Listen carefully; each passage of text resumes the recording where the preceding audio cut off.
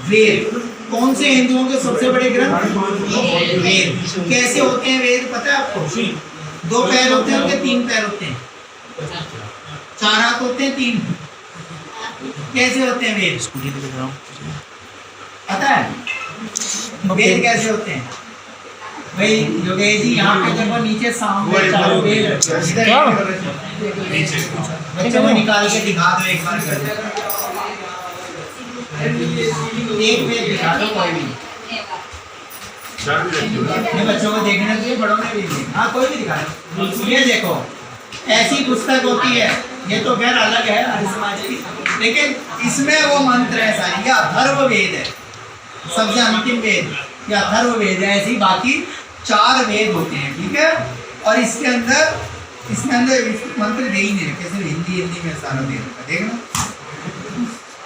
सिर्फ उसका हिंदी अनुवाद दे रखा है, तो मंत्र तो दे ही नहीं रखे।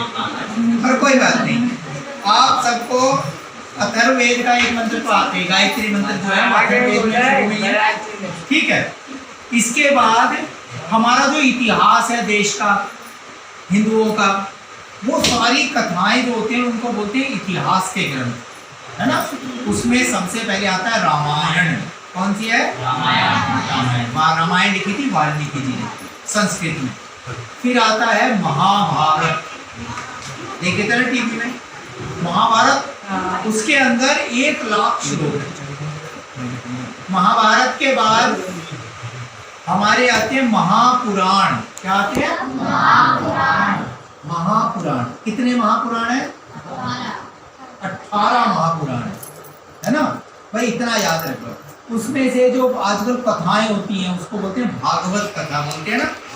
तो श्रीमद् भागवत कौन सा पुराण है?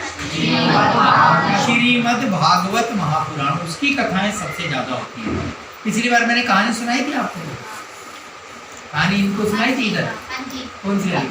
भक्ति देवी की कहानी सुनाई थी कि भागवत की कथा कहाँ से शुरू होती है। तो मैंने कहा था हर बार एक कथा सुना करेंगे बस। भक्ति देवी के बारे में कथा थी कि भक्ति देवी का जन्म हुआ था दक्षिण दिशा में। नारद जी जो है ना घूम रहे थे, तो एक महिला वृंदावन के पास रोती हुई मिली।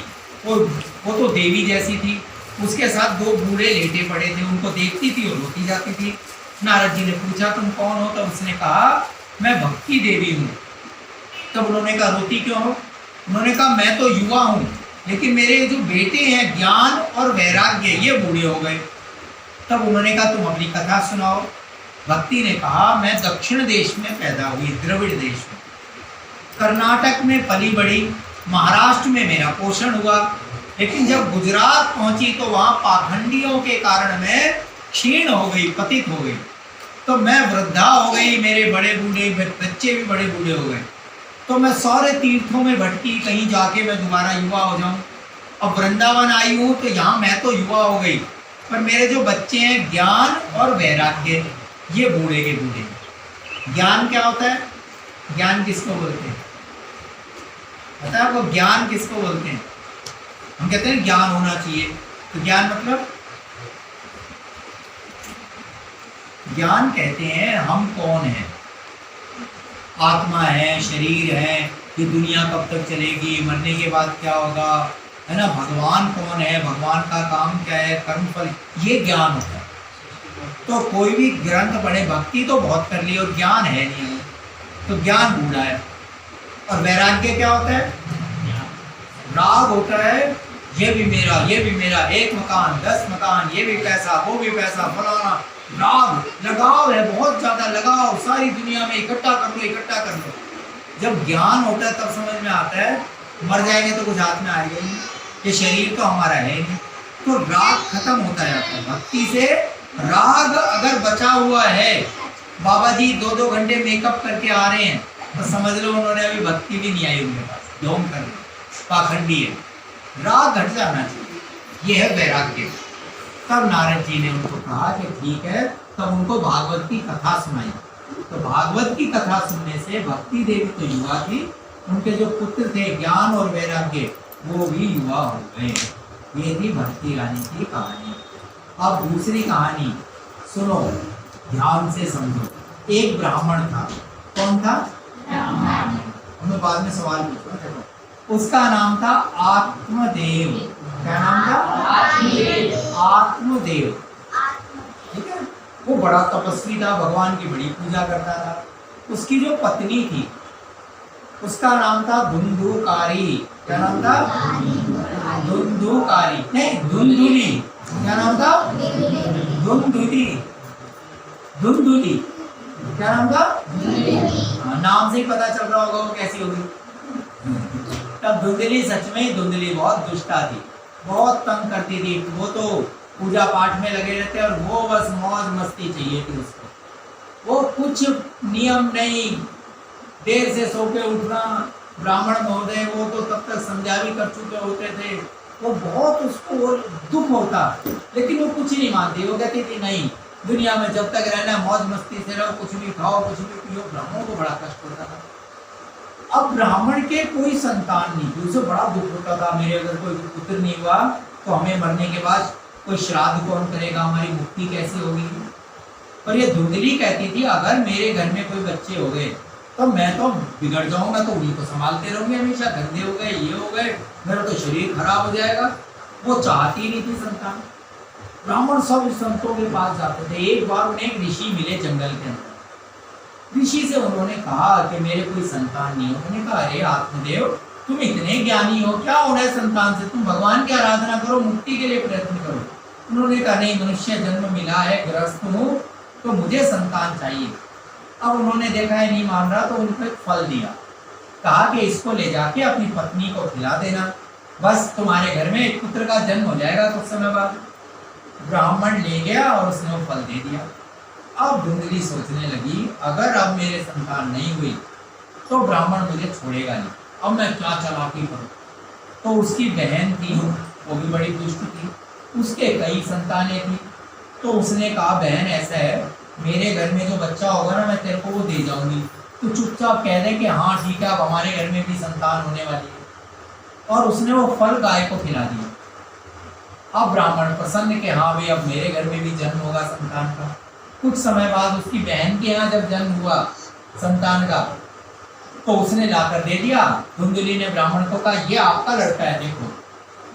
ब्राह्मण बड़ा प्रसन्न, और उधर उस गाय को फल खिला दिया था।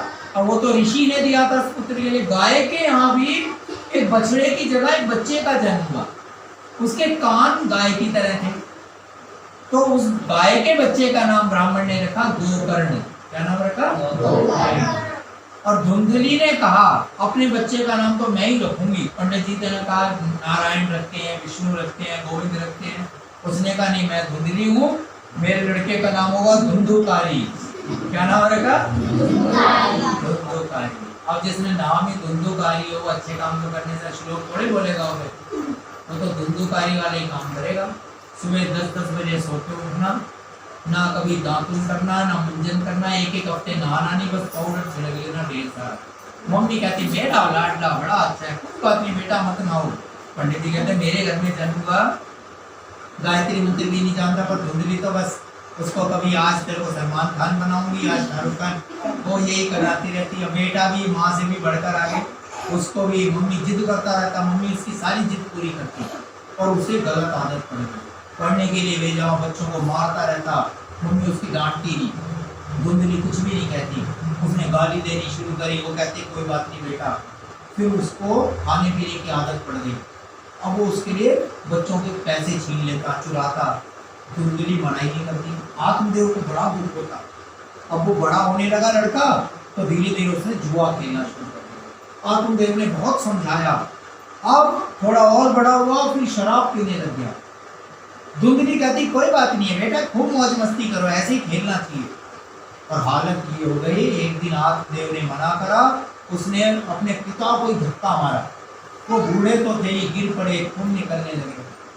उधर जो गोकर्ण था गाय का बेटा, वो बड़ा वो ज्ञानी बना। उसने सारे संस्कार किए, पूजा पाठ करता, नियम से उठता, सबकी सेवा करता। उसने कहा पिताजी आप तो इतने ज्ञानी हो, जब ये दुष्ट है आप इसे क्यों समझाते हो? आप छोड़ के जंगल में चले जाओ, भगवान का नाम लो, वहीं आपकी मुक्ति होगी। और अंत में आत्मदेव ब्राह्मण जंगल में चला गया। और इधर जो गोकर्ण था, उसके भाई धुंधुकारी को उसने बहुत समझाया धुंधुकारी ने उसे भी धक्के मार के निकाल दिया।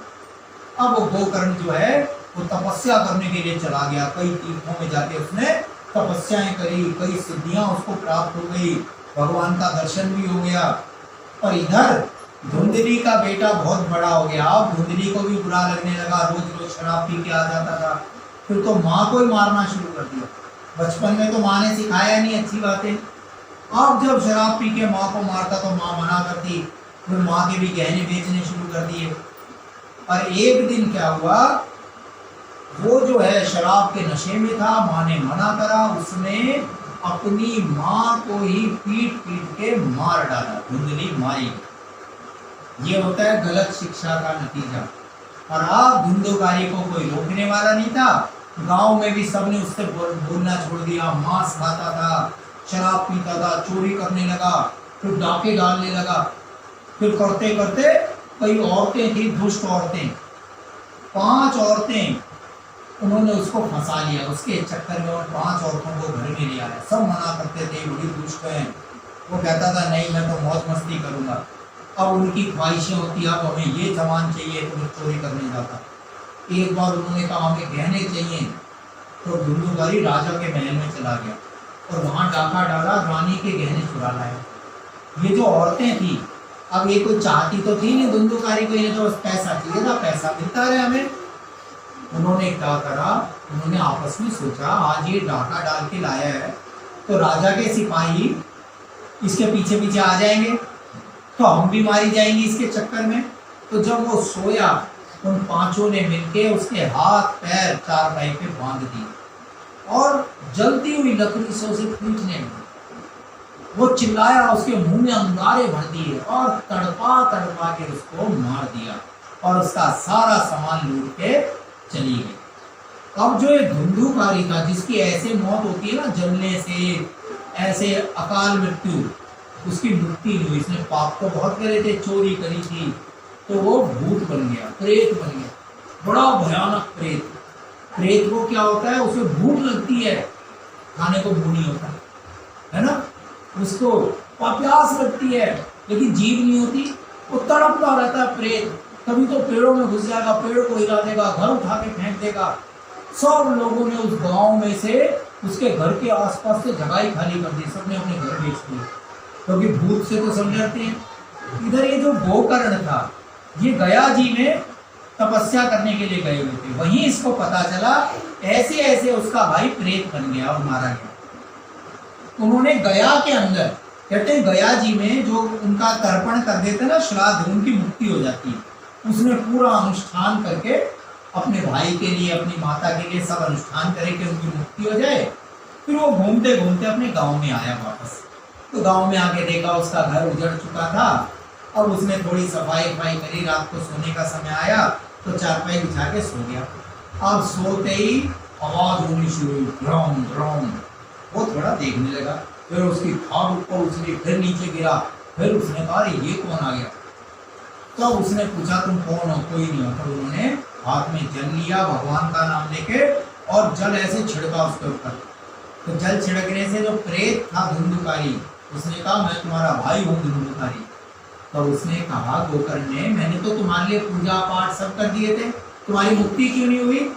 तो उन्होंने कहा कि पूजा पाठ से तो मुक्ति उनकी होती है जिन्होंने थोड़े बहुत पाप किए हों।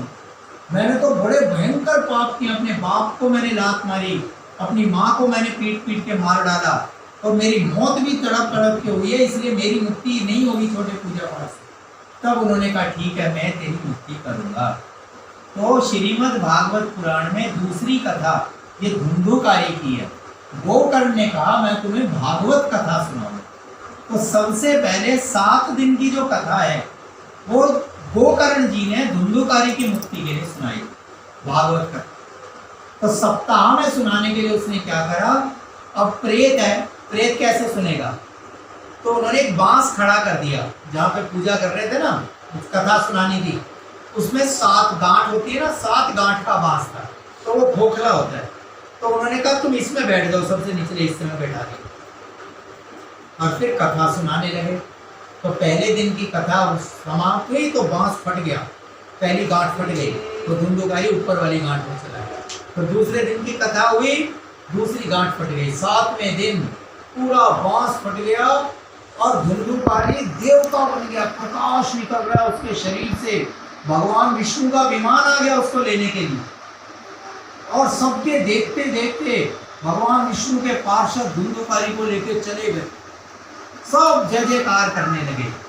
तो जितने सभा में सुनने वाले थे ना कथा, उन सबने कहा कि धुंधुकारी इतना पापी था, उसकी तो मुक्ति हो गई, और हम सब ने तो पाप भी नहीं किया, हम क्यों नहीं मुक्त हुए? हमारे लिए विमान क्यों नहीं भेजे भगवान ने?